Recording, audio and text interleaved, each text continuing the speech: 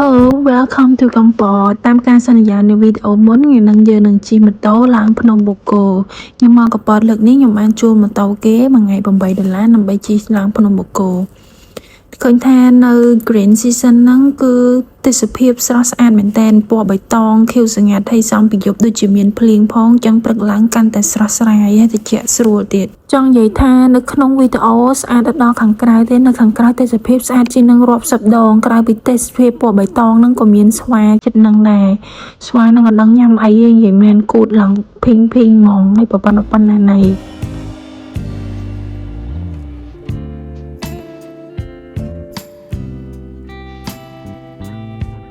ផ្លូវយើងឆ្ងាយគួរសមដែរសាំងចាក់មកពេញចុងមកវិញចិត្តអស់ប៉ុន្តែទោះបីជាផ្លូវឆ្ងាយមិនក៏ដោយជិះឃើញផ្លូវបត់បែនជាមួយទេសភាពហ្នឹងគឺអត់ធុញទេផ្លូវបត់បែនជាមួយនឹងព្រៃឈើពណ៌បៃតងចេះកាន់តែតាក់ទាញហ្មងនិយាយមែនខ្ញុំគ្រឹតគូតស្វានេះមែនតើអត់ដឹងញ៉ាំអីសិតសាច់ឲ្យគូតឡើងភីង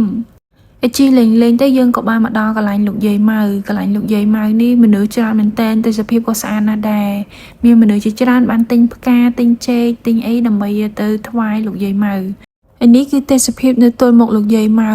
និយាយថាស្អាតខ្លាំងមែនតើហ្មងមានទឹកមានភ្នំពពកពណ៌ខៀវស្ងាត់អីអញ្ចឹងទៅ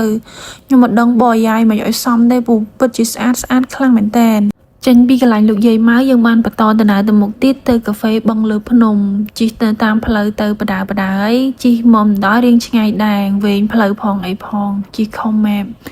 ហើយក៏ទីបំផុតក៏យើងបានមកដល់កាហ្វេបឹងលើភ្នំទេសភាពពិតជាស្អាតមែនតើថ្ងៃចុងសប្តាហ៍ចឹងមានបងប្អូនយើងទៅលេងច្រើនមែនតើទេសភាពគេមានបឹងមានចិញ្ចឹមត្រីចិញ្ចឹមអីចឹងទៅ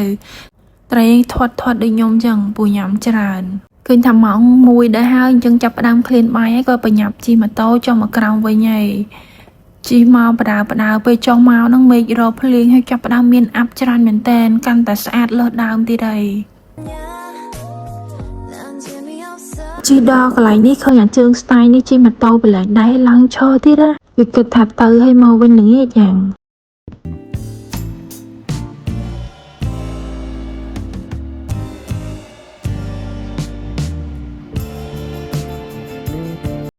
បន្ទាប់ពីចុងមកញ៉ាំអាហារថ្ងៃត្រង់ហើយខ្ញុំបន្តទៅដងទេទៀតនៅនេះមានបងប្អូនគាត់លក់ច្រើនមែនតើមានតាំងពីម្ជូរគ្រឿងញ៉ាំនិងរបស់របរប្រើប្រាស់ទៀត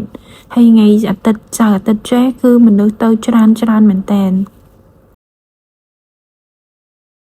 ក្រៅពីរបស់ញ៉ាំក៏មានរបស់អនុស្សាវរីយ៍មួកស្រោមដៃកាបូបអីចឹងដែរមានវ៉ែនតាមានអីទៅហើយពីអ្នកមិត្តភក្តិខ្ញុំក៏បានទិញនំស្លឹកចាក់ដែរអ្នកលក់គាត់ឲ្យភ្លក់ឆ្ងាញ់មែនតើអញ្ចឹងក៏ទិញសម្រាប់ចិត្តទិញ2ដុំធំហ្នឹងហ្មង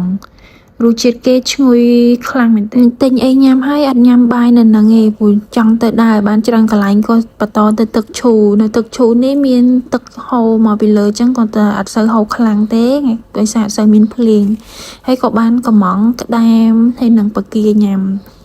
ក្ដាមនេះសុទ្ធតែសាច់ហើយស្រស់គាត់តែរៀងថ្លៃតិចដោយសារយើងទៅថ្ងៃអាទិត្យមនុស្សច្រើនបើទៅថ្ងៃធម្មតារៀងថោកជាងនឹងវីដេអូនៅកំពតយើងចាប់ត្រឹមហ្នឹងហើយជួបគ្នានៅវីដេអូក្រោយយើងនឹងទៅកែបម្ដងបាយ